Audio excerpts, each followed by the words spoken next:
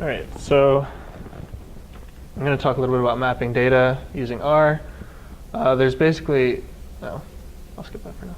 I'm not going to talk about point processes or anything like that, how to get points, lines, polygons on the plots, but mostly about how it can interact with Google Maps, both in a static and dynamic way. As I found out over the past 24 hours, Google Maps requests can be very slow and may not render in R Markdown. So put that warning on there. I basically use a lot of examples from R bloggers and other websites that I've been searching through. So feel free to stop me anytime because I don't know everything about their data sets and stuff like that. So static maps, dynamic maps, lots of examples, and then if there's time or interest, there's some code you guys can run. So obviously there's lots of other and perhaps better ways to create maps using software. JavaScript has a lot of functionality for interactive maps and visualizations, and I'm going to use a lot of interfacing with Leaflet. There's lots of packages in R that do that. CartoDB is a good point-and-click source. They have tutorials at the library where they teach professors and students for free to do CartoDB. Most of those other ones, Mapbox is for apps. If you have an app where you want map services available, you can use that. So these are the kinds of packages we use in our spatial statistics class. Not necessarily the same things that will be useful for visualizations or interesting visualizations. These are ones that are more useful for visualizations.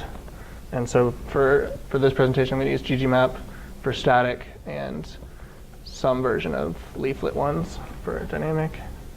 What are the differences between Leaflet R and RLeafmap? Honestly, I have no idea. I've looked at, so I'm going to use one called Leaflet. There's a Leaflet, Leaflet R.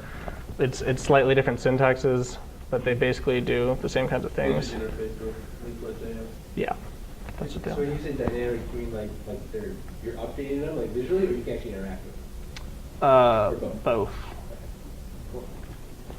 Yeah. So important steps for static graphs, maps, backgrounds, geocoding especially. So I'm also going to pull up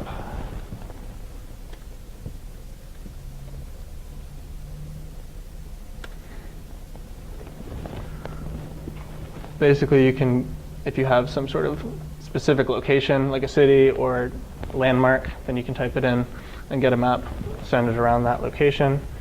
And if I switch over, all right. So it's running, but it's not showing it's running. Anyway, I will share this on the Slug website. It's just a R notebook, so you can interact with the code and change stuff around, things like that. So where's the get Google Map function? Is that in the ggmap package? Yes. There's also like get Stamen map and other APIs that you might interface with. Openstreetmap, stuff like that.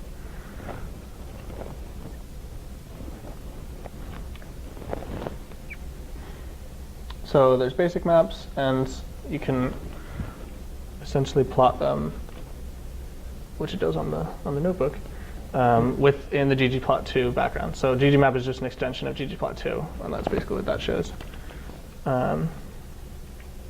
You can also use different terrains. Let me try running all of this and then showing it to you.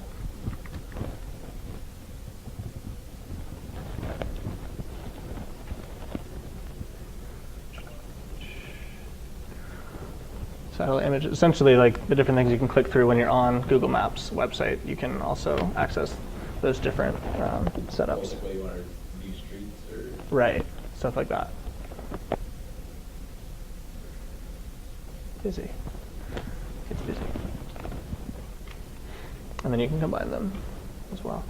Different zooming levels, which are useful depending on if you're looking for directions or if you're looking at different cities, countries, that kind of level.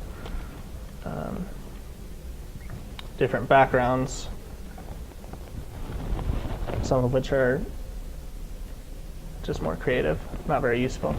like the watercolor one, which I'll show here. So the most common thing I use ggmap for is not actually mapping, but geocoding. So you can put in addresses and get out longitude, latitude data, which is useful if you have lots of different places you're trying to map. And you can also use this more and get out counties, states, zip codes, things like that, which is super useful because zip codes are a pain to get through if you just have latitude, longitude. And if it's not a very specific location, if you say like SAS Hall and there's another SAS Hall somewhere, it'll give you all the results and the locations. So this is essentially just going to Google, punching it in, and taking the first location result or something? Yep. You could say like 2200 Stinson and probably still get Stinson Drive. Yeah. It's not super sensitive to... I guess it depends on the name itself, but yeah, it's usually pretty good. And then I just found out about this yesterday. Reverse geocoding gets you back out addresses if they exist, which is really nice. And then you can also map distances between locations in terms of driving, 6 minutes, and walking, 34 minutes. This is from SAS to Cookout. So it's a common route that people might take. Have you guys seen this image before? Anybody? Okay. This is a map that was created by John Snow in 1854. And it's a map of London, and those black squares that you see are instances of cholera outbreaks around the town. And so he was basically trying to figure out the source of the disease. And so he plotted it on a map and traced it back to the right water pump that was spreading the disease, and they took out that water pump. So that was one of like the first instances of putting data on top of a map to solve a problem. So it's pretty cool. But there's also modern versions of this. Oh, this last line.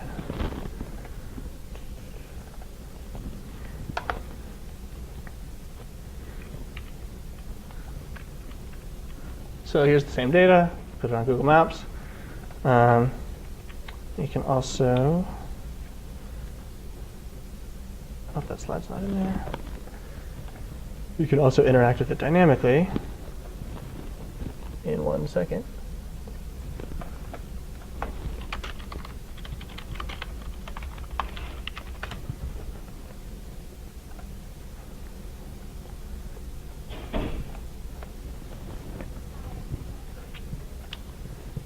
Using Leaflet.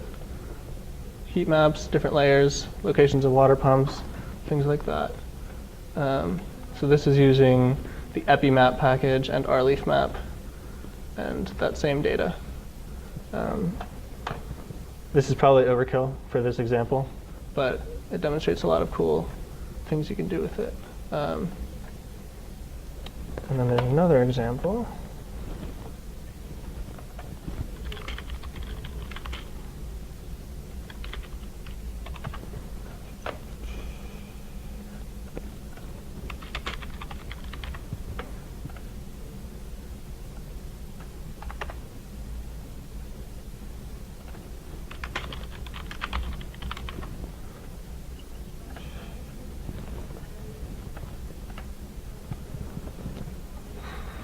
Also using our leaf map, and you can select different backgrounds and layers to display.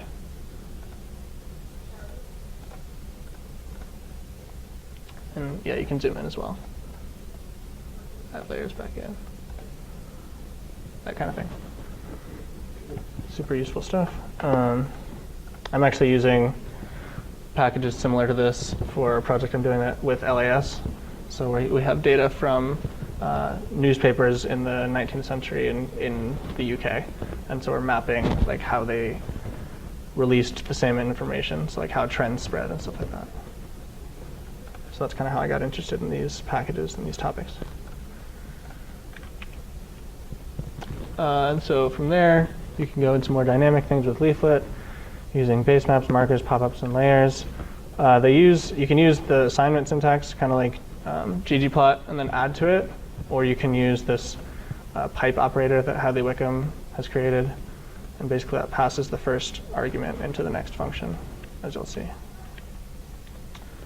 So this pipe operator just says plug everything else into here, and it's just adding to it. And you can use that for regular R functions as well. And that's not going to show up either. So essentially, you can do the same kind of things as ggmap. You can set your view centered on a certain location and zoom it out. And have different backgrounds, which I'll show you on the notebook. And then you can also make your own icons using some images you find on the web or whatever else they have in their default set, and use those as the point locations, which is shown here. And then one thing that will show up on the notebook that I think is really useful is these marker clusters. And essentially what that does is as you zoom in and out, it combines the points that are in a close by area, or divides them up so that you can see all the points more easily. And then, if you have a wider map like the world, you can see there's 100 points in the US and 30 points in Europe, and it'll have those numbers on the clusters.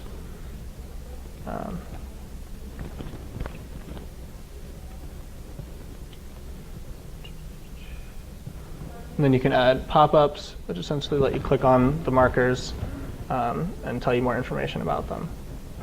So in this case, it's earthquakes, and the pop-up is the magnitude of the earthquake as you click on it.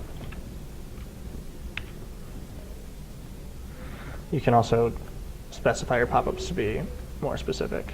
In this case, it's a restaurant, so they wanted to give you the website to the restaurant and the location and all of that.